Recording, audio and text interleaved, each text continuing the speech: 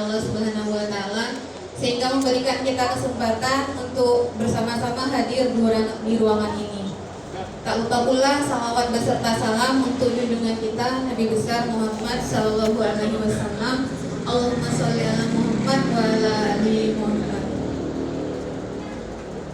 Yang sama-sama kita hormati Bapak Wali Sekolah kita, Bapak Habibullah. Perkenalkan, saya Ika Haryuninata, calon guru penggerak angkatan 4 dari Kabupaten Solo.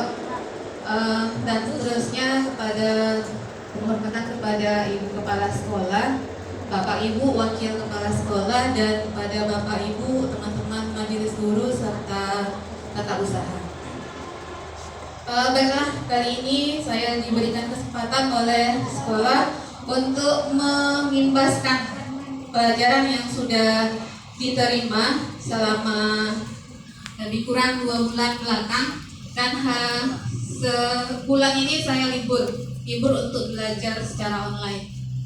Nanti dimulai kembali pada tanggal 9 Februari.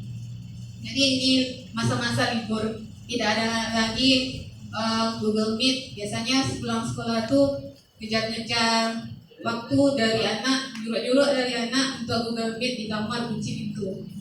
Alhamdulillah sebulan ini libur.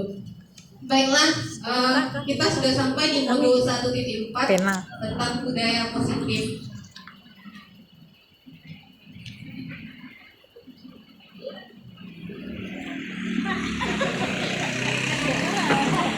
Dimulai dahulu dari kata-kata dari seorang Ki Hajar Dewantara. Guru penggerak ini pun berasal dari filosofi Ki Hajar Dewantara, di mana dia menginginkan merdeka belajar. Sekarang ini juga sudah ada kampus merdeka. Itu berasal dari Ki Hajar Dewantara. Ki Hajar Dewantara menyatakan bahwa di mana ada kemerdekaan, di situ harus ada disiplin yang kuat. Sungguh pun disiplin itu bersifat self-disiplin, yaitu kita sendiri yang mewajibkan diri kita dengan sekeras-kerasnya. Tetapi itu sama saja, sebab jikalau kita tidak cakap melakukan self-disiplin, wajiblah penguasa untuk mendisiplinkan diri kita. Jadi kalau kita tidak bisa untuk mendisiplinkan diri kita, maka orang lain akan mendisiplinkan diri kita. Karena kita berhubungan dengan orang lain, karena kita adalah makhluk sosial. Dan peraturan demikian itulah harus ada di dalam suasana yang merdeka. Yang pertama yang dipelajari itu tentang perubahan paradigma teori kontrol atau ilusi kontrol. Selama ini kita beranggapan bahwa kita bisa mengontrol murid. Tetapi sebenarnya itu siswa itu tidak bisa kita kontrol. Walaupun kita suruh dia berbuat ini, kalau dia tidak menginginkannya, maka dia tetap tidak akan melaksanakannya. Jadi yang selama ini kata-katakan bahwa guru mengontrol murid itu hanya sebuah ilusi. Yang kedua, ilusi bahwa kritik dan membuat orang merasa bersalah dapat menguatkan karakter. Kritik tersebut menjatuhkan siswa kita. Selanjutnya ada ilusi bahwa semua penguatan positif, efektif, dan bermanfaat. Itu tergantung kepada pribadi siswa kita masing-masing. Penguatan positif akan bermanfaat terutama bagi orang yang mendapatkan penguatan positif. Teman-temannya akan merasa iri kepada dirinya. Banyak yang merasa iri, merasa bahwa dirinya rendah dibandingkan dengan teman-temannya yang mendapatkan penguatan positif. Selanjutnya ilusi bahwa orang dewasa memiliki hak untuk memaksa. Jadi kita tidak bisa memaksa anak-anak kita untuk berbuat sesuai dengan kemauan kita. Selama ini kan itu yang kita pelajari, bahwa kita dapat berbuat serendah hati kepada anak-anak. Nah, dengan guru penggerak ini yang berubah, yaitu tentang biasanya acuk berang-berang di kelas.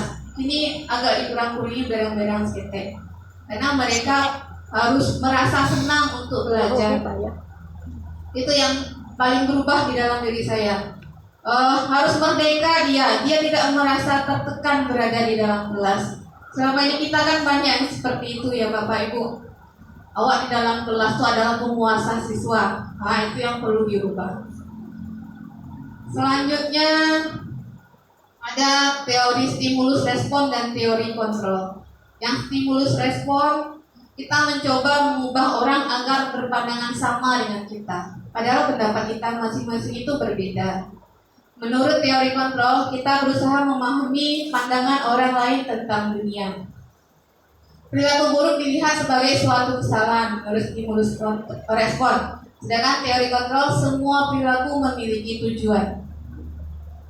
Orang lain bisa mengontrol saya, padahal hanya kita sendiri yang bisa mengontrol diri kita. Ya. Saya bisa mengontrol orang lain. Sebenarnya kita tidak bisa mengontrol orang lain. Hanya disiplin dirinya lah yang bisa mengontrol dirinya sendiri. Pemaksaan ada pada saat tujuan gagal. Itu menurut stimulus respon. Padahal kita juga demikian, tak Bapak Ibu? Kita dipaksa dulu baru yang bisa. Pada saat dibujuk-bujuk, apalagi situasi sekarang ini, saya merasakannya sendiri tentang vaksinasi. 5 hari dikejar-kejar oleh polisi ke rumah baru mau divaksin. Satu rumah 5 hari sampai jam 9 malam diketok-ketok gitu oleh polisi ke rumah. Karena takut diteror terus oleh polisi, makanya divaksin saja. Terus kalau stimulus respon, model berpikirnya menang kalah. Ada pihak yang menang dan ada pihak yang dirugikan. Sedangkan teori kontrol menyatakan model berpikir menang-menang, tidak ada pihak yang dirugikan. Apakah makna disiplin? Disiplin artinya adalah belajar menurut bahasa Latin. Makna asalnya berasal dari murid-murid Socrates dan Plato. Disiplin ini membuat orang menggali potensinya menuju sebuah tujuan apa yang dia hargai. Namun dalam budaya kita, makna kata disiplin telah berubah menjadi sesuatu yang dilakukan seseorang pada orang lain untuk mendapatkan kepatuhan. Kecenderungan umum adalah menghubungkan kata disiplin dengan ketidaknyamanan, bukan dengan apa yang kita hargai atau pencapaian satu tujuan mulia. Teori motivasi perilaku manusia ada 3. Jadi apa tujuannya untuk melakukan sesuatu itu ada 3. Yang pertama, untuk menghindari ketidaknyamanan atau hukuman. Contohnya anak-anak kita, banyak yang sering tidak memakai anak jilbab. Kalau nak pakai anak jilbab, nak wangi bu ayam jilbab, mau pakai anak jilbab. Ini banyak mereka yang pakai anak jilbab karena motivasi yang pertama ini. Itu berasal dari orang lain, yaitu peraturan sekolah kita harus memakai anak jilbab. Itu tujuannya hanya untuk menghindari ketidaknyamanan atau hukuman agar jangan dihukum. Yang kedua, untuk mendapatkan imbalan dari orang lain atau institusi. Ini juga termasuk motivasi eksternal. Dia melakukannya karena hanya ingin imbalan dari orang lain atau penghargaan. Yang ketiga, untuk menghargai diri sendiri, jadi insan sesuai harapan kita. Inilah tujuan dari disiplin positif, yaitu untuk membentuk siswa yang bisa menghargai dirinya sendiri dan menjadi insan yang sesuai harapan, insan yang sebaik-baiknya. Tujuan dari disiplin positif adalah menanamkan motivasi yang ketiga pada siswa kita, yaitu menjadi orang yang mereka inginkan dan menghargai diri sendiri dengan nilai-nilai yang mereka percaya. Ketika murid kita memiliki motivasi tersebut, mereka telah memiliki motivasi intrinsik atau yang berasal dari dalam dirinya sendiri. Next. Menurut Ki Hajar Dewantara, merdeka artinya tidak hanya terlepas dari perintah, akan tetapi juga cakap buat memerintah diri sendiri. Jadi dia tahu kapan harus berbuat ini, kapan harus berbuat yang lain. Nah, ini bagian dari budaya positif. Awalnya berasal dari peraturan kelas, ada keyakinan kelas atau kesepakatan kelas, ada terbentuk lingkungan positif sehingga membudaya menjadi budaya positif.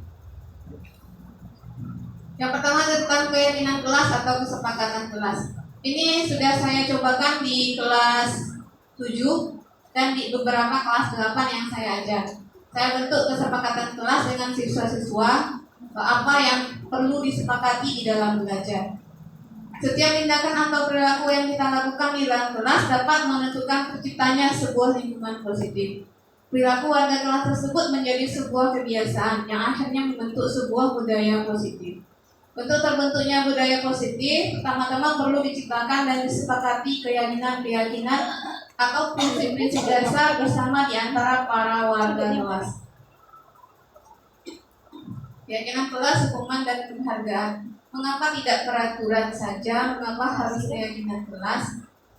Karena keyakinan kelas ini memiliki nilai-nilai. Kalau peraturan berarti harus dijalankan tanpa kita menyadari apa manfaat dari peraturan tersebut. Tetapi kalau keyakinan atau kesepakatan berarti berasal dari mereka masing-masing, dari siswa. Dia menginginkan dirinya mau seperti apa. Contoh keyakinan atau kesepakatan yang sudah dibuat yaitu yang pertama katanya satu orang berbicara yang lain mendengarkan. Itu tidak hanya berlaku untuk siswa tapi juga untuk guru. Saat siswa mau berbicara dia angkat tangan, guru juga mendengarkan apa yang siswa itu katakan. Pembentukan keyakinan kelas. Yang pertama ciri-cirinya itu keyakinan kelas bersifat lebih abstrak daripada peraturan yang lebih rinci dan konkret. Yang kedua, keyakinan kelas berupa pernyataan yang universal, senantiasa dibuat dalam bentuk positif, tidak ada kalimat-kalimat negatif, berarti tidak menggunakan kata jangan. Keyakinan kelas hendaknya tidak terlalu banyak sehingga mudah diingat dan dipahami oleh warga kelas. Keyakinan kelas harus bisa diterapkan di lingkungan tersebut. Semua warga kelas hendaknya ikut berkontribusi. Terus bersedia meninjau kembali keyakinan kelas dari waktu ke waktu. Tapi bisa dievaluasi kembali keyakinan kelasnya. Ini ada gambar yang mana yang merupakan keyakinan kelas. Yang pertama gambarnya di sana ada datang tepat waktu, mengucapkan salam, terus menjaga kebersihan sekolah, berdoa sebelum dan sesudah kegiatan, aktif dalam pembelajaran serta tertib. Di gambar yang B ada kami guru dan murid yang saling menyayangi. Yang kedua kami murid yang semangat belajar. Yang ketiga kami murid yang peduli dengan teman-teman. Kira-kira mana yang merupakan kesepakatan kelas Bapak Ibu? B kali. B. Dia lelok Ya, saya. yang B, ya, yang B. Karena di sana mengandung nilai-nilai. Nilai-nilai yang pertama itu ada saling menyayangi. Yang kedua semangat. Yang ketiga peduli. Nah itu salah satu bentuk dari keyakinan kelas atau kesepakatan kelas. Kesepakatan. Itu keempat bukan jadi Dan yang paling menonjol, yang paling berkesan bagi saya di kelas 8 hari itu, kira-kira apa yang perlu kita sepakati? Nah, ada yang menunjuk dengan semangat, tidak pilih kasih bu, pilih kasih maksudnya bagaimana? Adalah anak kesayangan itu bu, anak ibu itu bu, anak kesayangan ibu itu bu. Makanya jadi merasa dianak tirikan mereka. Itu salah satunya. Yang ini contohnya. Peraturan selalu kembalikan buku ke tempatnya. Keyakinan kelasnya adalah penuh tanggung jawab.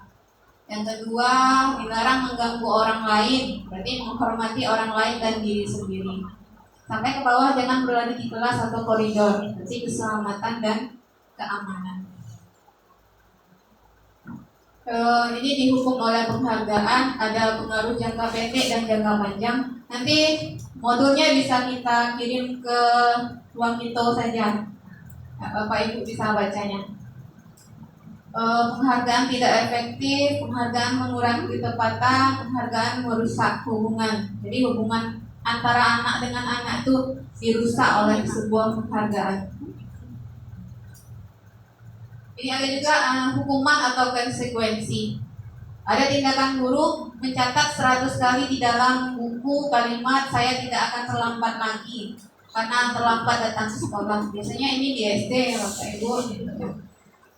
Hukuman ini termasuk hukuman. Lari mengelilingi lapangan basket 2 kali karena terlambat hadir ke sekolah. Ini juga hukuman. Tapi kalau di dalam pelajaran olahraga dia terlambat, berarti itu termasuk konsekuensi karena itu sesuai dengan mata pelajarannya. menggantikan kertas tugas teman yang telah dicoret-coret. Jadi itu juga Ustaz boleh. konsekuensi karena Kita pelajaran. tindakannya yang sudah merusak buku temannya. Lanjut nih. Kalau hukuman sesuatu yang menyakitkan harus terjadi. Kalau konsekuensi sesuatu harus terjadi karena sebuah tindakan. Membuat anak sakit, hukuman fisik maupun hati untuk jangka waktu yang lama. Kalau konsekuensi membuat anak merasa tidak nyaman dalam waktu pendek. Anak membenci kedisiplinan dalam hukuman karena sangat berbekas di dalam hati. Hukuman dipaksa mendorong anak menyakiti diri sendiri, konsep diri yang buruk. Anak belajar untuk menyembunyikan kesalahan biar jangan sampai terjadi. Biasanya dari Umi dan sampai Umi tahu. Ya biasanya itu. Malah marah, rasa bersalah, dipermalukan, merasa tak dihargai kalau hukuman. Kalau konsekuensi, anak menghargai disiplin.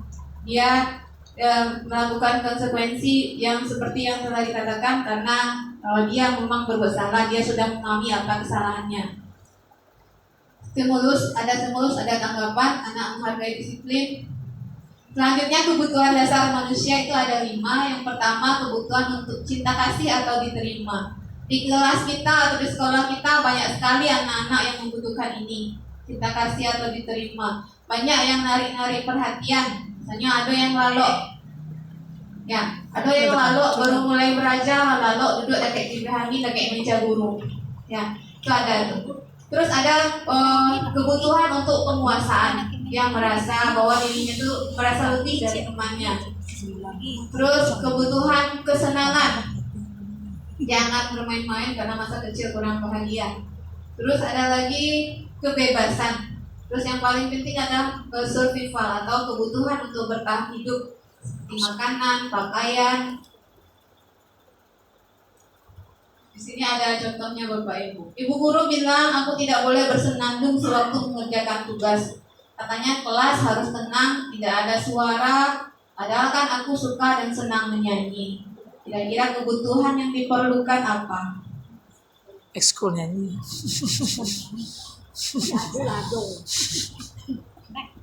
Suara kalau selesai. Paduan suara. Kalau tidak bersuara kelas mana tuh ya Bapak Ibu?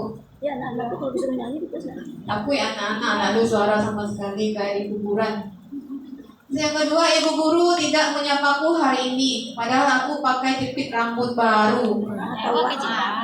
Perhatian, dia sangat butuh perhatian dari gurunya. Jadi kita juga harus, misalnya nampaknya pakai jilbab, tapi sampo itu saduannya nak Bapak Ibu, atau kotak pensilnya yang bagus, wah, kotak pensilnya cantik sekali, boleh minta atau boleh minta enggak.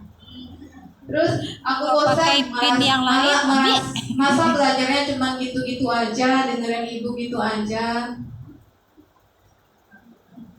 Kebutuhan harus dikerak-jingkrak. Ya, jadi kita harus membuat variasi cara belajar. Aku sebel gambarku tidak rapi, malah ibu guru nunjukin ke teman-temanku di depan kelas. Kita sering kayak gitu nak Bapak Ibu. Yang tidak rancak itu jalan kawan-kawan. Itu mana anak dia rancak, tidak kawan rapi. Ya, berarti dia merasa dilecehkan oleh gurunya. Nah, ini 5 posisi kontrol seorang guru. Jadi kita bertindak sebagai apa? 5 posisi itu yang pertama ada penghukum, membuat merasa bersalah. Kalau penghukum ini jelas orangnya tuh langsung ngecer kamu salah. Ya, kalau membuat orang merasa bersalah tuh gurunya berkata lunak saya. Ibu tak suka kamu seperti itu. Ya lunak tapi palinya tuh karena anak padian membuat orang merasa bersalah. Yang ketiga sebagai teman, posisinya sebagai teman. Yang keempat sebagai pemantau, ini yang agak lebih bagus. Terus yang paling bagus itu adalah sebagai manajer. Sebagai manajer. Yang guru berbuat kalau sebagai manajer mengajukan pertanyaan-pertanyaan sehingga siswa bisa terbuka wawasannya. Terus gurunya biasa berkata apa yang kita yakini, berarti kembali kepada keyakinan kelas tadi. Misalnya tentang menghargai dan menghormati. Apa yang kita yakini sebelumnya Nina? Apakah kita tidak kita wajib untuk menghormati dan menghargai orang lain. Seperti itu. Apa yang bisa kau kerjakan untuk memperbaiki masalah ini? Itu yang posisi sebagai manajer. Terus kaitan dengan dunia berkualitas, murid meletakkan dirinya sebagai individu yang positif dan dalam dunia berkualitas. Siswa itu akan biasanya berkata bagaimana cara kita untuk memperbaiki kesalahan. Dia akan berusaha untuk memperbaiki kesalahannya. Dampaknya pada siswa adalah mengontrol diri, bagaimana cara untuk memperbaiki diri. Jadi itu 5 posisi kontrol seorang guru. Seharusnya kita berbisa untuk menjadi seorang manajer. Bukan hanya sebagai penghukum, tidak. Tapi juga bisa melakukan memposisikan diri sebagai seorang manajer ataupun pemantau.